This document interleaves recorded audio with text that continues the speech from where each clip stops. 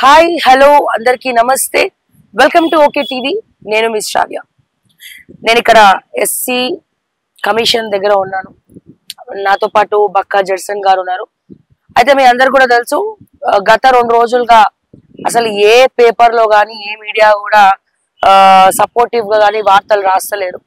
ఏ విషయం మీద శ్రావ్య అంటే గురుకులాల్లో ఉన్నటువంటి పోస్టులు మొన్న కూడా మార్నింగ్ న్యూస్ లో డిస్కస్ చేయడం జరిగింది. దాదాపు నేను ఇంకా 600 మంది అనుకున్నా, కానీ ఇప్పుడే తెలిసింది 2000కు పైగా 2000 మందిని నిర్దాక్షిణంగా ఉద్యోగాల్లోంచి తీసేయడం జరిగింది రేవంత్ రెడ్డి గారు, ముఖ్యమంత్రి గారు. మరి దీని మీద మన బక్కా జడ్సన్ గారు ఫైట్ చేస్తూ మరి ఎస్సీ కమిషన్ లో మరి పిటిషన్ వేయడం జరిగింది. ఈ రోజు రేపు మన గవర్నమెంట్ కూడా నోటీసులు పోతాయి ఈ విషయం మీద.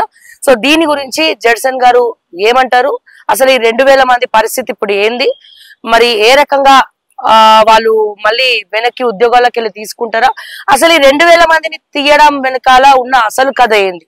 సార్ నమస్తే. నమస్తే. ఎలా ఉన్నారు? సో ఏం పరిస్థితి? 2000 మంది రోడ్డు మీద పడ్డారు. గురుకులాలకు సంబంధించిన స్టాఫ్ అంతా కూడా ఆల్రెడీ 9 నెలల నుంచి వాళ్ళకి జీతాలు వస్తలేవు, వాళ్ళ జీతాల కోసం అడుగుతా ఉన్నారు. సో కేవలం అడుగుతున్నందుకు ఉద్యోగాలకు వెళ్ళి తీసేసిరా, లేకపోతే ఇంకేదైనా స్టోరీ ఉందంటారు?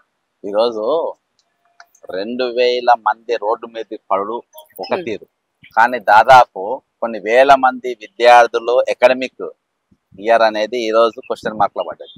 ఇది కేవలము చైతన్య నారాయణ అటువంటి విద్యా సంస్థలను, వాళ్ళ స్కూళ్లను, కాలేజీలను బలోపేతం చేయడానికి గత కొన్ని రోజుల్లో జరుగుతున్నటువంటి ఒక పెద్ద కుట్ర ఇది.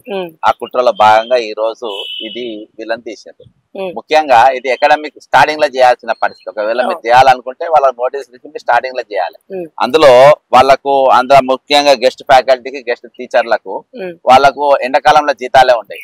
4 పీరియడ్ల జీతాలు ఇచ్చుకుంటారు, 9 పీరియడ్లు వాళ్ళతో 7 పీరియడ్లు క్లాసులు చెప్పించుకుంటారు. మళ్ళీ స్పెషల్ క్లాసులు వాళ్ళతోనే చెప్పించుకుంటారు. ఈవినింగ్ స్టడీ అవర్స్ వాళ్ళతోనే చేపిస్తారు. వార్డెన్ ఉంటారు, హాస్టల్ వార్డెన్ డ్యూటీ వీళ్ళతోనే చేపిస్తారు. మళ్ళా ఫుడ్ సూపర్వైజింగ్ డ్యూటీ వీళ్ళతోనే చేపిస్తారు. మళ్ళా మెస్ ఛార్జీలు 2016లో 36 రూపాయలు పెడితే 6 రూపాయలు వంటకు పోతే ఇవ్వాలి. 30 రూపాయలలో 3 పూటలు పెట్టాలి. మళ్ళీ వాళ్ళకి పాలు ఇవ్వాలి, టీ ఇవ్వాలి, వారానికి 2 సార్లు నాన్ వెజ్ ఇవ్వాలి. ఇంత కష్టపడుతున్నందుకు రేవంత్ రెడ్డి గారు ఇచ్చిన బహుమతి ఇది. అంటే వీళ్ళందరినీ తీసేసి, అంటే డిగ్రేడ్ రెసిడెన్షియల్ స్కూల్స్ డిగ్రేడ్ చేసి ప్రైవేట్ కార్పొరేషన్ స్కూల్ ఈ రోజు మనది నడుస్తుందంతా చంద్రబాబు డైరెక్షన్ అని నడుస్తుంది. ఆంధ్ర నారాయణ స్కూల్, ఇప్పుడు నారాయణ అక్కడ మంత్రి కదా, నారాయణ స్కూల్స్ ఇక్కడ ఉన్నాయి, చైతన్య స్కూల్స్ ఇక్కడ ఉన్నాయి. అవి నడవాలన్నా, అవి బలోపేతం కావాలంటే ఇవి చాలా స్ట్రాంగ్ ఉండే ఎస్సీ ఎస్టీ ప్లాన్ నిధులు వీటిని తర్వాత చాలా స్ట్రాంగ్ గా నడిచినాయి. ఇప్పుడు వాటిని దిగజార్చి ఆల్రెడీ 5000 పోస్టులు గురుకుల పోస్టులు ఏవైతే ఉండేనో వాటిని డిమెరిట్ కెళ్ళి వేయకుండా మీకు పైనకి మెరిట్ కెళ్ళి వేసే వరకు 3000 పోస్టులు అవి మిగిలిపోయినాయి. కిందకి ఉన్న పోస్టులు ఇవాళ నువ్వు 2000 పోస్టులు తీసేసినావు. ఆల్రెడీ వీళ్ళకు సబ్స్టిట్యూట్ టీచర్స్ లేకుండా ఈ రోజు దొంగ లెక్కలు రాసుకుంటా. ఈ రోజు సోషల్ మంత్రి నువ్వే, ఎడ్యుకేషన్ మంత్రి నువ్వే.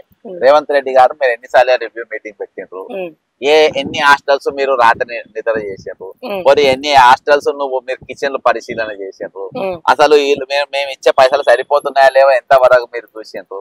ఈ రోజు మీరు ఏవి లేకుండా మీరు హఠాత్తుగా 2000 మందిని తీసేసిందంటే ఇప్పుడు సెప్టెంబర్ నెల, సెప్టెంబర్ అంటే జూన్, జూలై, ఆగస్ట్, సెప్టెంబర్ 4 నెలలు, 4వ నెలను తీసినామంటే ఇప్పుడు ఈ ఎకనామిక్ ఇయర్ వాళ్ళకు నష్టపోతారా లేదా విద్యార్థులు? 100% వాళ్ళ విద్యార్థుల పైన ఎంత భారం పడుతుంది. ఇందులో ఎన్ని రీజన్స్ ఇందులో పెట్టినా 8 రీజన్స్ ఏంటంటే, ఒకటి నిశితార్థులు. ఇప్పుడు సిఓ అని ఉంటది, అంటే ప్రత్యేకమైన స్కూల్స్, ఎక్సలెన్స్ స్కూల్స్ అని ఉంటుంది, centre of excellence school COEs.